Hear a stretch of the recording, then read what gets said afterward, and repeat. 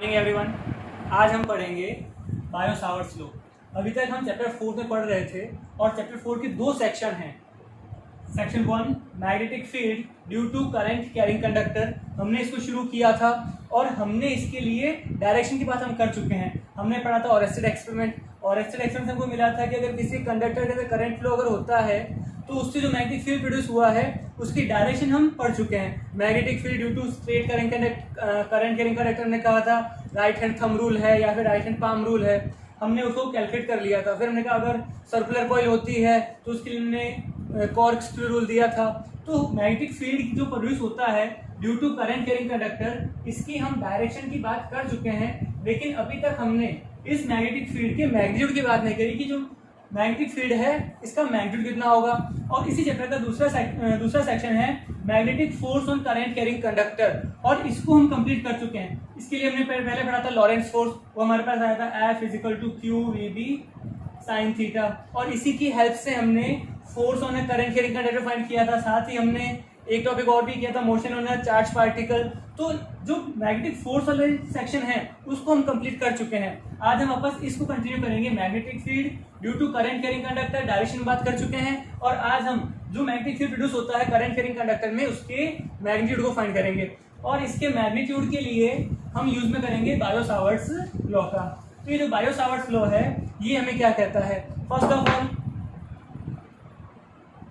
It gives the magnitude of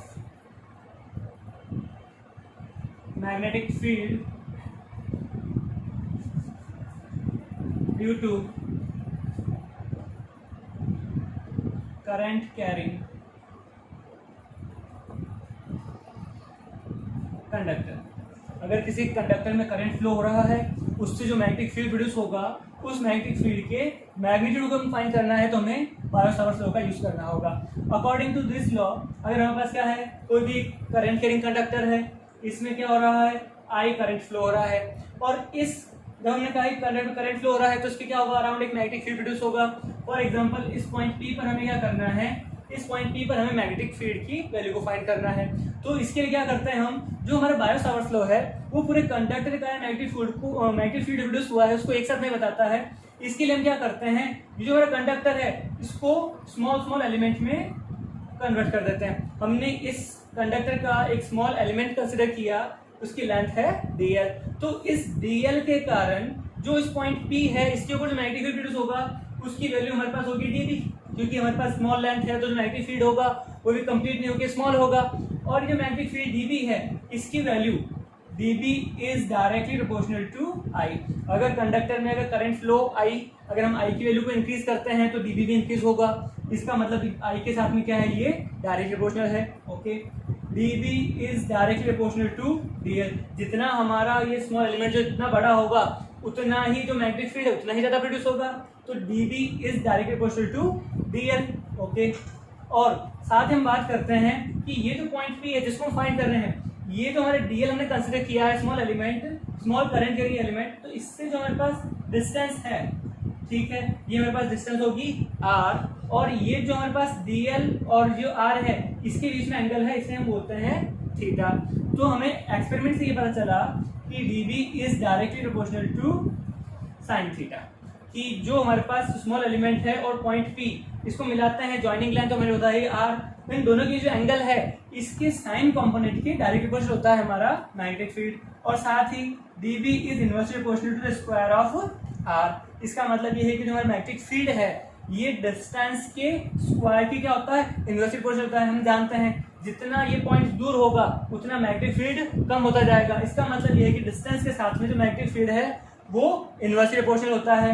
अगर हम सब कंबाइन करते हैं तो हमारे पास क्या आएगा, db is directly proportional to I dl sin theta upon r square. I के डायरेक्टली प्रोपोर्शनल, dl के sin थीटा के भी डायरेक्टली प्रोपोर्शनल है, और r के साथ में r के स्क्वायर साथ में क्या है, ये इनवर्सली प्रोपोर्शनल है।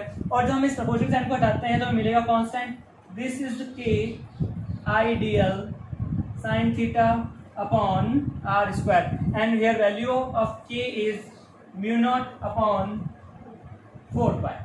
जो के की वैल्यू है वो हमारे पास होगी म्यू नॉट अपॉन 4 पाई। तो हमारे पास फाइनली आंसर कितना आ जाएगा, हमारे पास आंसर आएगा D B is equal to mu naught upon 4 pi I D L sine theta upon R square. So this is the value of magnetic field due to small element. अगर हमारे पास इस डीएल के कारण जो magnetic field DV produce हुआ है वो हमारे पास आ जाएगा, और जब हमें पूरी वैल्यू फाइंड करनी होगी मैग्नेटिक फील्ड की, तो हम क्या करेंगे, इस पूरी लेंथ के लिए इस जो हमें डीबी है इसका हम इंटीग्रेशन कर देंगे, और जब हम इसका इंटीग्रेशन कर देंगे तो हमें मिल जाएगा magnetic field.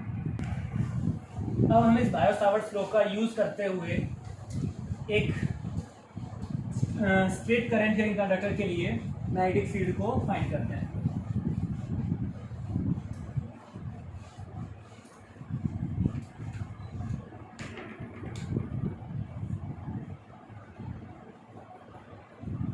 Magnetic field due to long straight current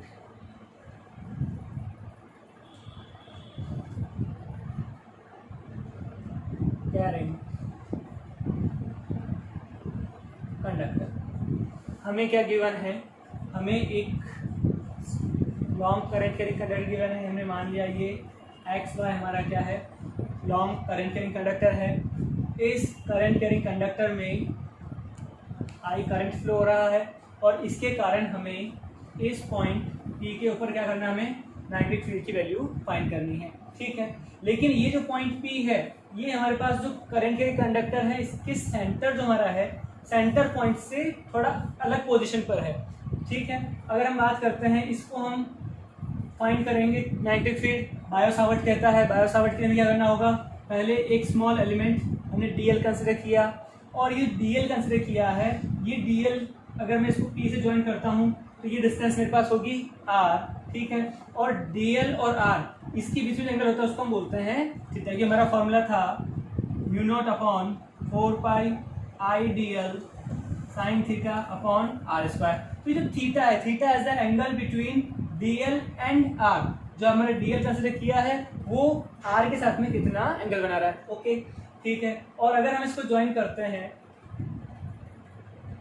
तो हमारे पास ये जो पॉइंट है ये हमारे पास डिस्टेंस है एल। ये डीएल से एल डिस्टेंस पर है, जो हमारा स्मॉल एलिमेंट है इससे एल डिस्टेंस पर है। ये पॉइंट हमारा है क्यू। जो हम ये क्यू हमने इसलिए लिया है कि जिस पॉइंट में हमें मैग्नेटिक फील्ड फाइंड करना है उससे परपेंडिकुलर डिस्टेंस जो है, उससे परपेंडिकुलर डिस्टेंस हमारा जो पॉइंट क्यू है ये डीएल से एल डिस्टेंस पर है। ओके, अब हम बात करते हैं पॉइंट पी के ऊपर डीएल के कारण बायो-सावर्ट ने कहा है DB that will be mu naught upon 4 pi I D L sine theta upon R square. ठीक है, अब हमारे पास दो टास्क है, इसको कंप्लीट सॉल्व करने के लिए फर्स्ट ऑफ ऑल हमें चाहिए वैल्यू किसकी, साइन थीटा की वैल्यू चाहिए पहला। दूसरा हमें चाहिए आर की वैल्यू, हमारे पास वो भी नहीं है। सेकंड थिंग हमारे पास डीएल की वैल्यू भी नहीं है। हमें ये तीन चीज फाइंड करनी है। इन तीन चीजों अगर हम फाइंड करते हैं तो हमें वैल्यू मिलेगी DB, that is the magnetic field due to small element. हमारे पास पूरा नहीं आएगा। फिर उसके बाद में हमें क्या होगा, जब हमारे पास डीबी की वैल्यू आ जाएगी और हम इसका करेंगे इंटीग्रेशन। ठीक है, जब हम इसका इंटीग्रेशन करेंगे तो इंटीग्रेशन की हमें क्या होगा, इंटीग्रेशन हम लिमिट लगाएंगे पूरी लेंथ। हमें इसके साथ में क्या करना होगा, इंटीग्रेशन की लिमिट लगेगी यहाँ से यहाँ तक। तो इसके लिए हमारे पास एक सबसे बड़ी प्रॉब्लम ये है कि ये जो हमारे पास लेंथ है इसको हम हाफ डिवाइड नहीं कर सकते। हमारे पास अगर हम ये पॉइंट है, ये पॉइंट सेंटर में नहीं है, या अगर हमारा जो स्मॉल एलिमेंट है ये भी सेंटर में नहीं है, तो इसके लिए हम काम करते हैं पूरी लेंथ को कवर करने के लिए हम क्या करेंगे, एंगल की फॉर्म में करेंगे। तो ये जो पॉइंट P है इसको अगर मैं एक्स से ज्वाइन करता हूं तो मेरे पास क्या आएगा, मैंने कहा ये जो एंगल आएगा this is angle phi 1 not theta, this is phi 1। इसी पॉइंट P को क्या करता हूं मैं y से ज्वाइन करता हूं, तो मेरे पास ये जो एंगल आएगा दैट इज फाई 2। इससे मुझे फायदा क्या मिला, इससे मुझे फायदा ये मिला कि इस पॉइंट P से अगर मुझे क्या करना है, इस पूरी लेंथ को कवर करना है, लिमिट लगानी है इंटीग्रेशन की, तो मैं क्या करूंगा, पॉइंट P से अगर मैं फाई 1 से अगर फाई 1 एंगल कवर करता हूं तो मैं इस Q तक आ जाऊंगा, मतलब मेरी लेंथ यहाँ से यहाँ तक कवर हो गई, क्योंकि इस एंगल के ऊपर चलते हुए मैं कहाँ तक आ गया, Q तक आ गया। मतलब मेरे जो पूरे जो कंडक्टर है उसकी एक्स से लेकर Q तक लेंथ कवर हो गई। फिर यहीं से अगर मैं फाई टू एंगल और चलता हूँ, ये फाई टू एंगल और चलूंगा तो मेरे पास Q से लेकर Y तक का डिस्टेंस भी आ जाएगा। इसका मतलब ये हुआ कि मेरे को जब मैं इंटीग्रेशन करूंगा तो मेरी लिमिट आएगी फाई 1 से फाई 2। अगर मैं इस एंगल को कवर करता हूँ तो मेरी पूरी जो लेंथ है कंडक्टर की वो कवर हो जाएगी। साथ ही ये जो आएगा -5 आएगा। क्यों? क्योंकि इसके अपोजिट साइड में ये मेरे पास परपेंडिकुलर आ रहा है, इसके फाई 1 नीचे की तरफ है, फाई 2 ऊपर की तरफ है। इसका मतलब मुझे क्या करना होगा, -फाई 1 से फाई 2 के ऊपर मुझे करना है, लिमिट लगानी है। अब मेरे पास 4 टास्क हो गए। फर्स्ट ऑफ ऑल इन 3 को कैलकुलेट करना, पहला काम। फिर मुझे क्या करना है, इंटीग्रेशन करना है -फाई 1 से फाई 2 के लिए। और साथ ही साथ एक काम और करना है, अगर मैं इस लिमिट्स पे इंटीग्रेशन करूंगा तो मेरा जो टर्म्स है dB जो हमारे पास आना चाहिए, dB की वैल्यू भी फाई के टर्म्स में ही आना चाहिए, ना कि थीटा के टर्म्स में। ठीक है, तो इसके हम एक काम और करते हैं, ये जो हमारा एंगल है इसको मैं ओनली फाई मान लेता हूँ। अब मेरे पास 3 एंगल है। एंगल ये वाला सिर्फ यहाँ से यहाँ तक आर के साथ, तो ये मेरे पास हो गया फाई। इस पी को कंप्लीट ज्वाइन किया, ये बड़ा वाला एंगल हो गया फाई 1, और ये जो ऊपर का एंगल है ये मेरे पास हो गया फाई 2। ठीक है, तो मुझे क्या करना है, इन तीनों को फाई के टर्म से फाइंड करना है, पहला काम, और फिर मुझे इंटीग्रेशन करना है। इससे मेरा काम हो जाएगा। चलिए अब हम 1 बाय 1 कैलकुलेट करते हैं। फर्स्ट ऑफ ऑल हम dB कैलकुलेट करते हैं, फिर इंटीग्रेट करेंगे। ठीक है, dB लेकिन मुझे क्या करना है, साइन थीटा फाइंड करना है। अगर मैं देखूं तो मेरे पास क्या आ जाएगा, दिस एंगल इज 90। ठीक है, तो ये जो राइट एंगल ट्रायंगल है इसको नाम देते हैं, हमारे पास DL है, PQ, इसको मैं नाम दे देता हूँ R। And triangle PQR। ठीक है, जो राइट एंगल ट्रायंगल है PQR, तो इसमें क्या होगा, इन तीनों का सम 180 होगा। It means 90 plus phi plus theta is equal to 180। 90 theta phi, इन तीनों का सम 180 होगा।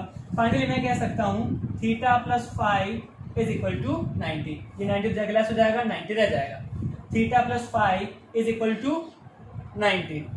ठीक है, अगर अब हम क्या करते हैं, theta is equal to 90 minus phi. Theta को क्या कर दिया हमने, 90 माइनस फाई, इस फाई को शिफ्ट कर दिया। अगर हम क्या करते हैं, दोनों तरफ लेते हैं sine component, sine theta is equal to sine 90 minus phi. Okay, तो हमारे पास क्या हुआ, साइन थीटा, हमें साइन थीटा की वैल्यू फाइंड करनी थी, ये रहा साइन थीटा, और हमारे पास इज इक्वल टू आ रहा है साइन 90 माइनस फाई।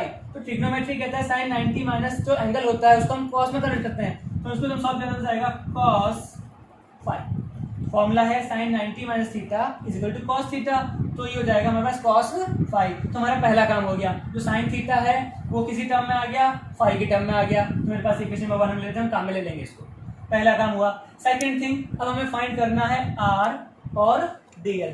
ठीक है, हम कैलकुलेट करते हैं आर को। ठीक है, तो आर को कैलकुलेट करने क्या करते हैं, हम इसी ट्रायंगल के अंदर हम फाइंड करते हैं cos phi. What is the value of cos phi?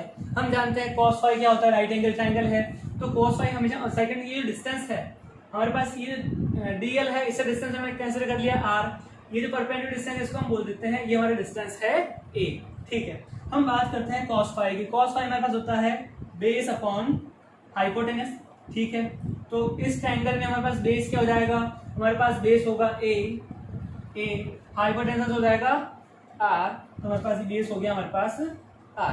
ठीक है, तो फाइनली हमें क्या मिल गया, cos phi is equal to A upon R। यहाँ से हम R को कैलकुलेट कर सकते हैं, तो R will be A upon cos phi. ठीक है, और इस कॉस फाई को शिफ्ट करूँगा मैं ऊपर, तो मेरे पास आ जाएगा A sec फाई। फाइनली मेरे पास R की वैल्यू भी आ गई, क्योंकि 1 अपॉन कॉस फाई ये हमारे पास होता है sec फाई, तो हमारे पास R is equal to A sec phi. तो मेरे पास इसकी वैल्यू आ गई, तो मेरा साइन थीटा की वैल्यू आ चुकी है। ठीक है, R की वैल्यू आ चुकी है, R स्क्वायर में कर लूंगा। अब मुझे फाइंड करना है DL। ठीक है, तो हमारे पास जो वैल्यू आ चुकी है यहाँ पे लिख लेते हैं। हमारे पास वैल्यू आई है sine theta is equal to cos phi और R is equal to A sec phi. ठीक है, अब हम फाइंड करते हैं DL की वैल्यू। DL के लिए क्या करते हैं, हम इसी ट्रायंगल में हम लगाते हैं tan फाई, हम लगाएंगे tan phi. What is the value of tan? tan हम बोलते हैं परपेंडिकुलर अपॉन बेस, तो परपेंडिकुलर हमारे पास इस ट्रायंगल के अंदर क्या होगा, परपेंडिकुलर है L, और बेस हमारे पास है a, तो फाइनली मेरे पास कितना आ गया tan phi is equal to L upon a। हमें चाहिए वैल्यू किसकी, dl की। dl के लिए क्या करते हैं, पहले L निकाल लें। L हमारे पास आएगा a tan phi, ठीक है। अब हमको करना है dl बाय डिफरेंशिएट, अगर इसका डिफरेंशिएट करते हैं तो हमारे पास आ जाएगा dl की हमारे पास आएगी a sec square phi d phi। अब ये जो हमारे पास वैल्यू आई है dl की, हमने क्या किया, इसका इंटीग्रेशन किया और इंटीग्रेशन में मिला a sec square phi d phi। अब आप कहेंगे कि ये आया कहाँ से, तो ये इसको डिफरेंशिएट करने पे आया, और ये डिफरेंशिएट करना हमको याद ही रखना पड़ेगा। मैथ्स वाले स्टूडेंट तो इसको इजीली कैलकुलेट कर लेंगे क्योंकि वो मैथ्स में इसको सॉल्व करते हैं डिफरेंशिएशन इंटीग्रेशन, लेकिन जो बायो वाले हैं उन्हें इस फॉर्मूले को याद ही रखना पड़ेगा कि जो tan phi का डिफरेंशिएशन होता है तो हमारे पास आएगा sec square phi d phi। उनके लिए कोई ऑप्शन नहीं क्योंकि वो मैथ्स में इस ब्रांच को नहीं पढ़ते हैं, डिफरेंशिएशन को नहीं पढ़ते हैं। तो हमारे पास dl की वैल्यू हमारे पास आ गई, dl is equal to a sec square phi d phi। तो हमने क्या किया, ये जो तीनों टर्म्स थी तीनों को phi की टर्म्स में कैलकुलेट कर लिया। अब हम वैल्यू पुट करते हैं और इंटीग्रेट करते हैं। चलिए, now what is value of db, db is equal to mu naught upon 4 pi i, ठीक है। dl की हमारे पास कितनी है, a sec square phi d phi, a sec square phi d phi, ठीक है। dl हो गया। साइन थीटा की हमारे पास आई थी cos phi, तो हम इसको लिख लेते हैं cos phi, okay, divided by r square, हमारे पास r आया है a sec phi, हमको करना है स्क्वायर, तो हमारे पास हो जाएगा a square sec square phi, हमने इसका स्क्वायर कर दिया, ओके। इस एक ऐसे एक कट गया, sec स्क्वायर phi से पूरा sec स्क्वायर phi फिनिश हो गया। फाइनली बस क्या बचा, db is equal to mu naught upon 4 pi i, हमारे पास बचा हुआ है d phi और cos phi, तो हम पहले लिखेंगे cos phi फिर लिखेंगे d phi और हमारे पास डिनोमिनेटर बचा हुआ है a, ठीक है। तो हमारे पास अब dv की वैल्यू आ चुकी है और हम पहले डिस्कस कर चुके हैं कि जब हमें फाइंड करना है b तो हम इस पूरी टर्म का क्या करेंगे, इंटीग्रेशन करेंगे, और इंटीग्रेशन जो होगा एंगल के फॉर्म में होगा क्योंकि हमें पूरी लेंथ कवर करनी है। तो हमारे पास ये इंटीग्रेशन होगा -φ1 से φ, ठीक है। अब हम वैल्यू पुट करते हैं और इंटीग्रेट करते हैं, -φ1 से φ2 mu naught upon 4 pi i upon में a cos phi और d phi, ठीक है। इसमें जो भी कांस्टेंट हम बाहर निकाल लेते हैं, हमारे पास ये सारी वैल्यूज क्या है, कांस्टेंट है, तो हमारे पास आ जाएगा mu naught i upon 4 pi a integration -φ1 to φ2 cos phi d phi, ठीक है। जब हम इसका इंटीग्रेट करेंगे तो हमारे पास क्या आएगा, mu naught upon 4 pi i upon a, cos phi का इंटीग्रेशन होता है sin phi, हम वैल्यू पुट करेंगे -φ1 से φ2, ओके। अगर हम जानते हैं लिमिट पुट करते हैं तो पहले upper limit minus lower limit, चलिए इसको हम सॉल्व करते हैं। Mu naught upon 4 pi i upon a, ये हो गया। फिर हमारे पास आएगा sin φ2 माइनस sin -φ1, तो हम सॉल्व करेंगे, हमारे पास फाइनली क्या आया, जो b हमारे पास आएगा mu naught i upon 4 pi a sin φ1 plus sin φ2। So this is the value of magnetic field due to long straight current carrying conductor at point P। तो इसका मतलब ये हुआ कि जब भी हमें स्ट्रेट करंट कैरिंग कंडक्टर के लिए क्या करना है, मैग्नेटिक फील्ड फाइंड करना है, तो हमें इसको एंगल की फॉर्म में करना होगा। जो हमारा इंटीग्रेशन है वो एंगल की फॉर्म में है, और ये जो φ1 और φ2 है, ये φ1 is the angle from point P, जो हमारा पॉइंट P है इस एक एंड से जो हमारा एंगल बना रहा है वो हो जाएगा, और यही पॉइंट P जो हमारा कंडक्टर का सेकंड एंड है उससे जो एंगल बना रहा है वो हमारा हो जाएगा sin φ2। तो हमारे पास फाइनल फॉर्मूला आया mu naught i upon 4 pi a sin φ1 plus φ2, ठीक है। इसमें अगर हम कंडीशन लगाएं,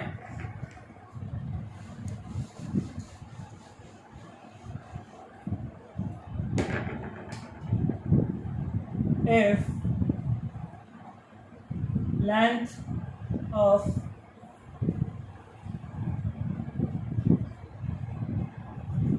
कंडक्टर इज इनफाइनाइट। जो हमारा अगर कंडक्टर क्या होता है, इनफाइनाइट लेंथ का होता है, तो हमारे पास क्या होगा, ये 5 और 5 2 दोनों क्या हो जाएंगे, बहुत बड़े एंगल हो जाएंगे। तो हम जानते हैं कि इस केस में हमारे पास 5 1 is equal to 5 2 is equal to 90। तो साइन 90 हमारे पास होता है 1, तो हमारे पास कितना हो जाएगा, 1 + 1 हमारे पास ये वैल्यू हो जाएगी 2, और इस 2 से हमारे पास कट जाएगा।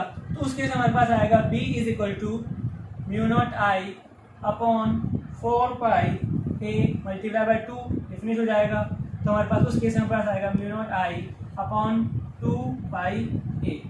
ठीक है, तो इस तरह से हमने फाइंड किया कि जो मैग्नेटिक फील्ड है, magnetic field due to straight current carrying conductor. Next video हम फाइंड करेंगे magnetic field due to circular coil, circular current carrying coil.